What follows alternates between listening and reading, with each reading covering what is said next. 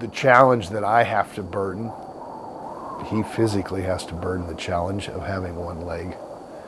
But I still carry the guilt of causing the injury. That'll never go away. Never.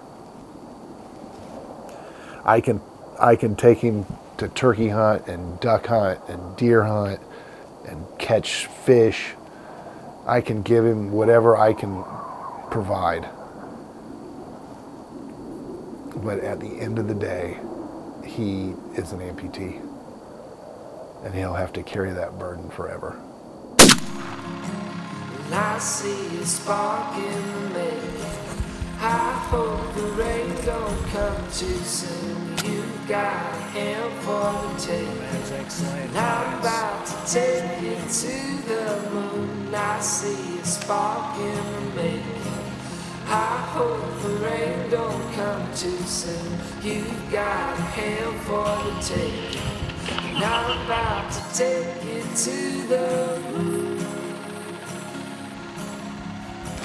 And I'm about to take you to the moon.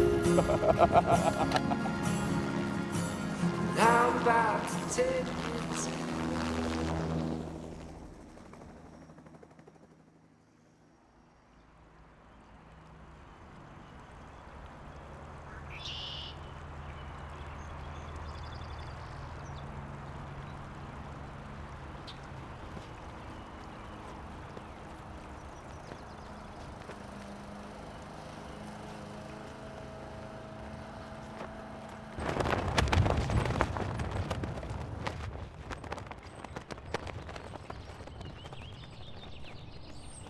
the day that of Jake's accident, so that particular day, it was going into a holiday weekend. It was Good Friday and Easter was on Sunday. And so, of course, we had big plans to celebrate Easter on Sunday. And I left in the morning and it was an otherwise normal day. I was 3 years old. My birthday's in May. It was Good Friday in April, so a month before I turned 4. And I do remember a lot. I mean, I remember getting carried across the yard. I remember getting off my bike and running up behind the lawnmower. And then from when I got put in the ambulance on, I don't remember much. I do remember this very vividly. Unfortunately, it has been 19 years in just a few weeks on this day. So I chose to mow our yard.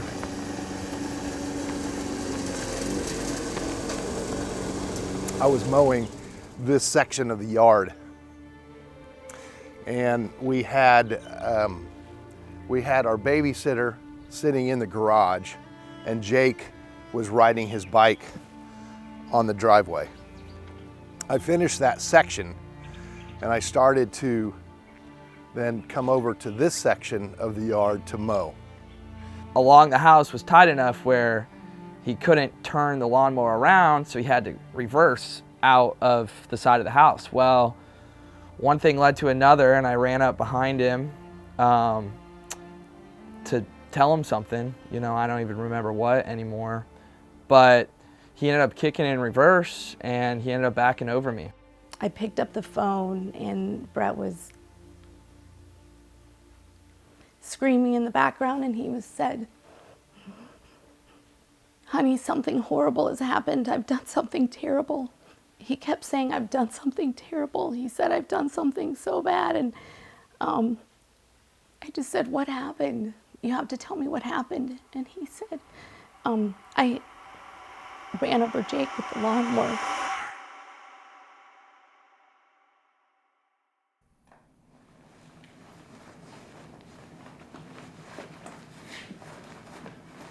Well, I've been hunting ever since I can remember, to be honest.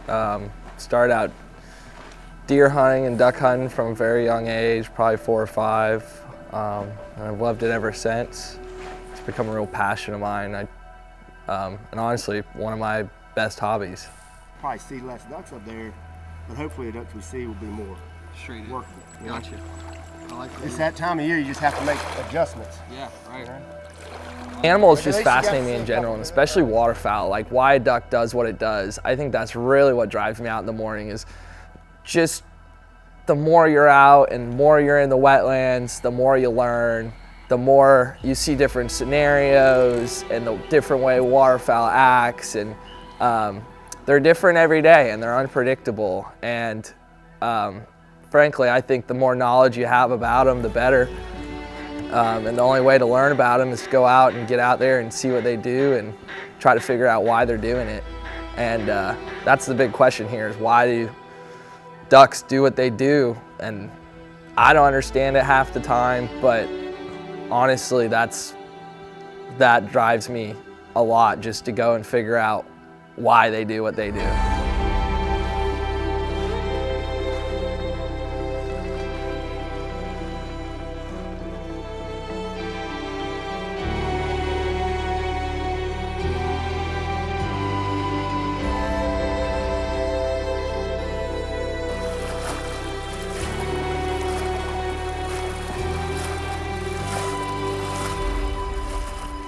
I put a lot of miles on my boots every day, every time I go in the woods. Honestly, the hardest part is it's not the water, it's not the grass, it's not any of the terrain you have to go through. It's more the mud. The mud is real hard. Back at home when I hunt, there's a lot of knee-deep kind of mud. Even if you're in knee-deep water, you end up waist-deep really quick. And unfortunately, not having a knee causes some problems with being able to pick up my leg and step, so more I end up sludging through versus walking. But either way, no matter what, I'll be able to get by.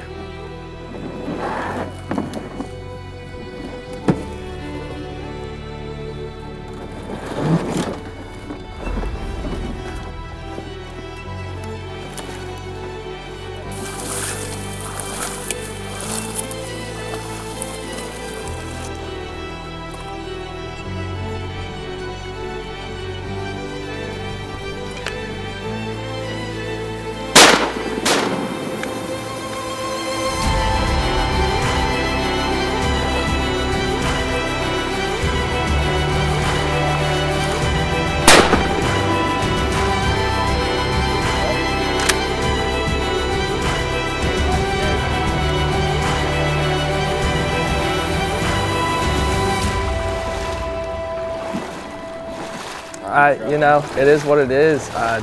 Can't go back, can't grow it back. No sense to dwell on the past, frankly.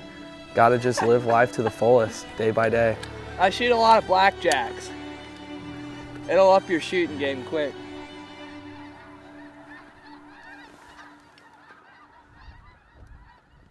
You know, the biggest challenges before I got my amputation was I couldn't do everything that I wanted to do. Down is the hard one.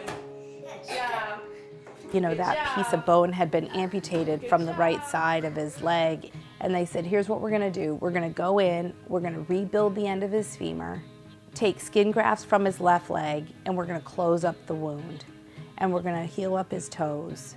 And we're gonna, so he'll have an external fixator, we're gonna freeze his leg straight, and we're just gonna let him heal.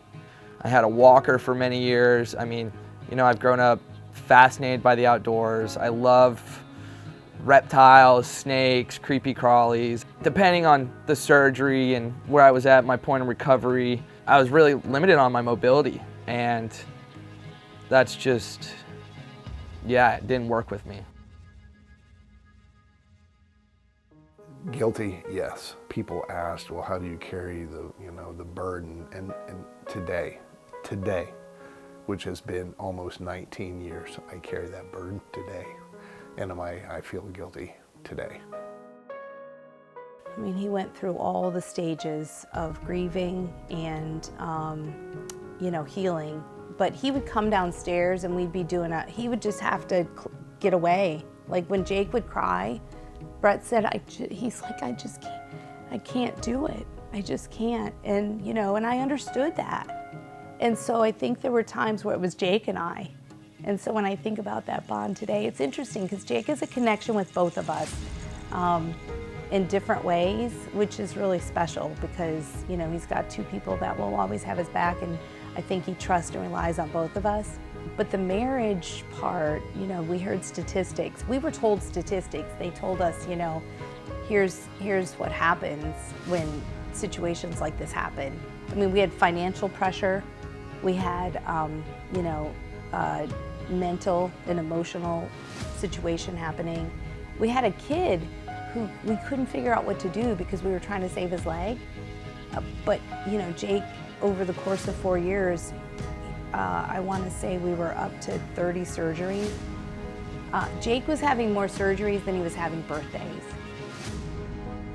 We did make a commitment to each other, Brett and I, because we knew, I mean, I said it earlier, but I thought, geez, all this happened to Jake, and for his mom and dad to not stay together, you know, on top of all of that, it just felt like that'd be the ultimate loss.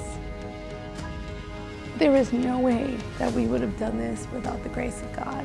What makes me emotional now is to know what a believer Jake is and know how much he leans on his faith, because you go through something like this, right? And people say to me, where do you think God was that day? I've had people ask me that, and I know right where he was. He was in the grass next to Brett. He was in the ambulance with Jake. He was on the surgeon's shoulders, and he has been with us every step of the way. Now, I didn't know that then. You know, I was a kid. It was, I mean, the way I saw it was the way of life for a while. And it was rough. I mean, being inside, I mean, recovering from major surgeries for months on end was just tough. You know, I've had some great opportunities in my life and some great experiences, but I felt like for 4 years, you know, I was getting held back way too much. So I think that's what really drove me to say, I see what these amputees are doing, and I'm ready for an amputation. I mean, nothing's getting fixed. Let's figure out how to fix it. So we spent the next 12 months, and we kind of like see it, feel it, touch it. And when everything came together, the final story was he might have better functioned if he were to sacrifice the limb. I think in school one day, probably the day at prayer time that I had my classmates pray for me, was the day that I was just like, enough is enough, you know? I mean, it's time to more or less, you know, close this chapter of my life and open a new one. Who is Bill Hansberry? So, yeah, Bill Hansberry, Boston Bill. He was a very special character.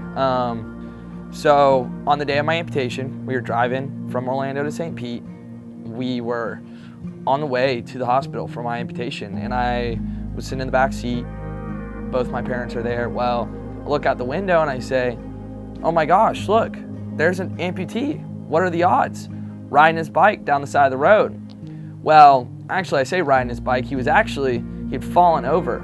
So, you know, this was a, you know, more or less what I like to call like a God moment or a God wink. I don't know, that's what my family calls them. So what happened was Boston Bill, he was an avid bike rider, avid outdoorsman.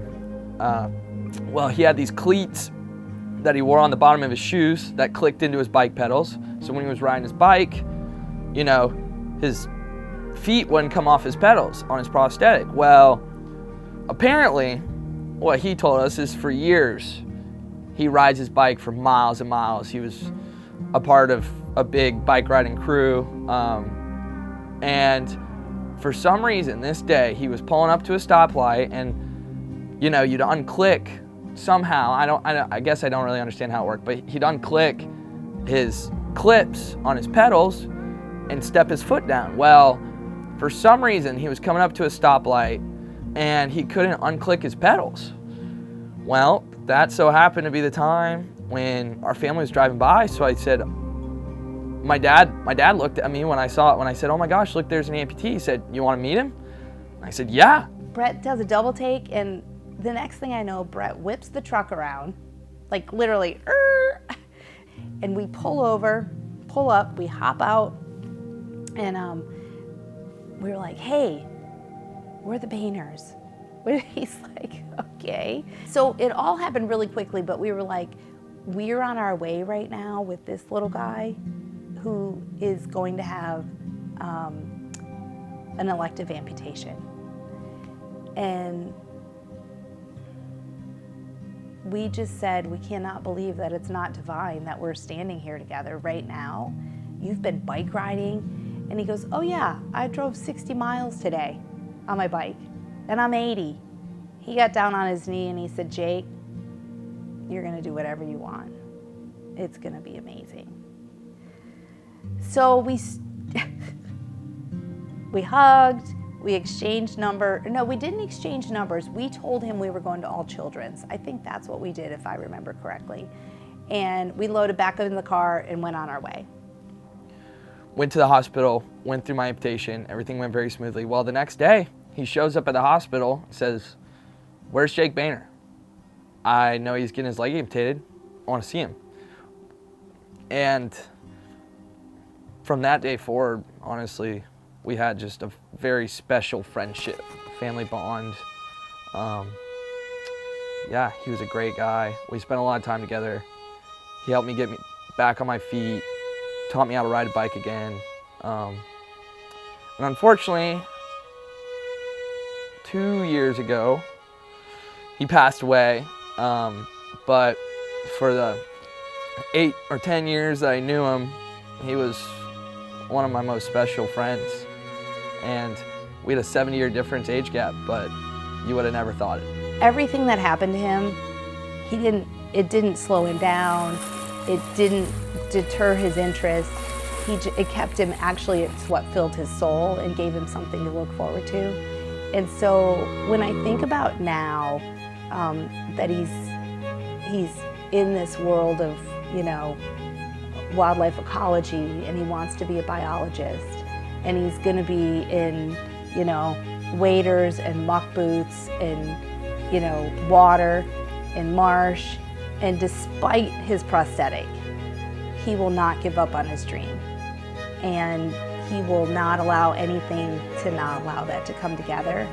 And so when I think about, then what I would have dreamed for him, I think he's walking it out, he's doing it. He's totally doing it.